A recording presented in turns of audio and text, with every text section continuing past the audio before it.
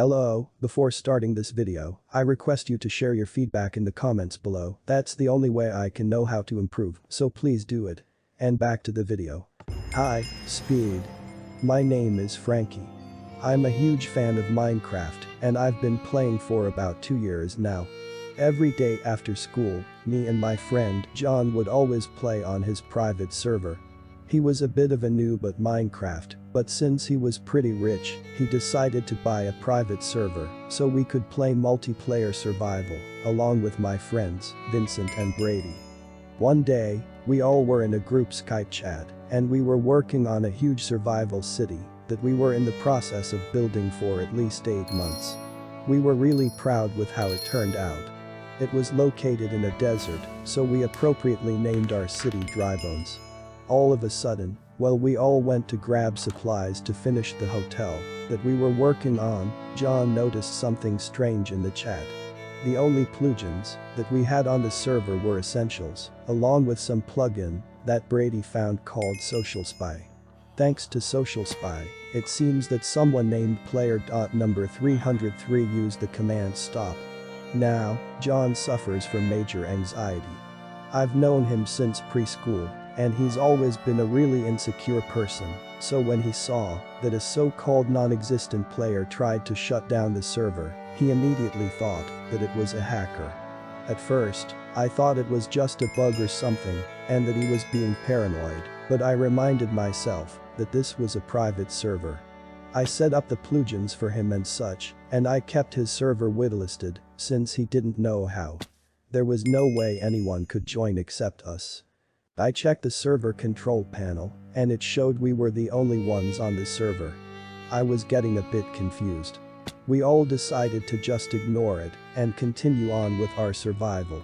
It's about 20 minutes in, and I'm walking with Vincent to the nearest forest to grab wood, which wasn't very near at all.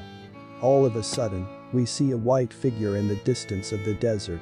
It appeared to be in the model of some type of ghostly figure, with what I could barely make out as red eyes. I quickly took a screenshot and ran after it. For some reason, Vincent's player just stood still. I assume it's just lag, but he's not even speaking on the Skype call. I check Skype and ask if he's still online. No answer. He's not even on the Skype call.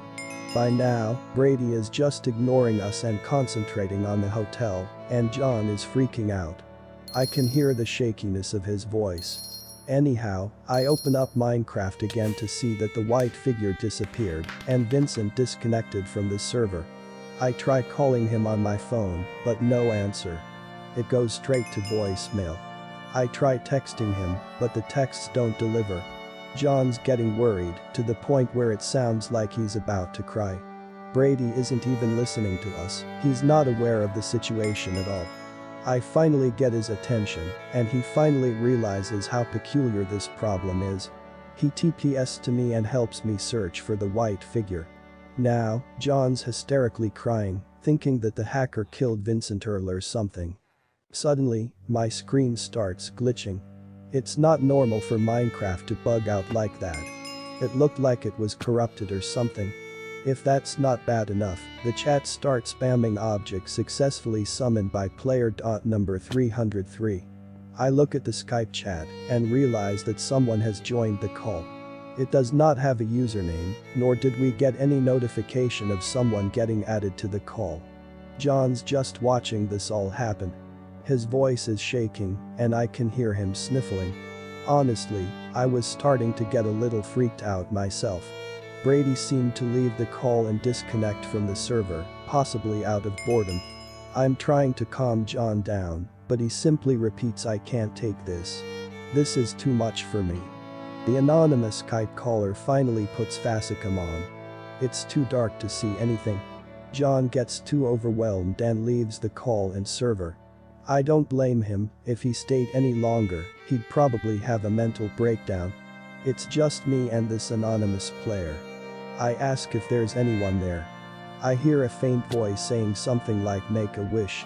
It was faint, yet it sounded like a voice changer. I decide to switch on Minecraft to see if the player is there. The chat spams with file overload in red text, along with make a wish in gray text. I suddenly get poisoned with a potion of blindness. I then lose my ability to move. I can't even turn off my computer or exit out of Minecraft.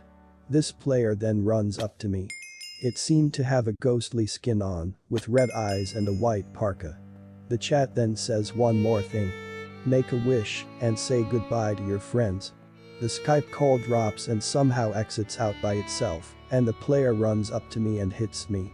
For some reason, it makes that oof noise that used to exist in beta and earlier. My computer then shuts off. I try to turn it on, but to no avail. I try using my phone, but the internet is down. I wait about 3 hours before turning on my computer. The desktop wallpaper was changed to green coating, probably hex. I then realized that literally everything except the recycling bin was deleted from my PC. I turn off my computer and use my laptop. I try calling John, but he doesn't answer. The same goes with Brady and Vincent. I decide to just go to bed and go to school the next day to speak with John and the others the next day. I go to school the next morning, and Brady is the only one to show up. He says that Vin and John's parents called his parents and asked if John or Vin are at his house. Apparently, they went missing. There was no sign of them, and the police came to their houses and checked to see if there were any clues on where they were, but there were no results. I decide to ditch school and walk to John's house to see if he's there. I see his mother sitting on the steps, crying. I ask if she's okay, and she says that John apparently committed suicide. Not in the house, most likely snuck out to end his life. She handed me a piece of paper that she claimed to have been left on John's computer table. I read the note carefully. I can't take this anymore. I can't sleep, I'm afraid he's watching me.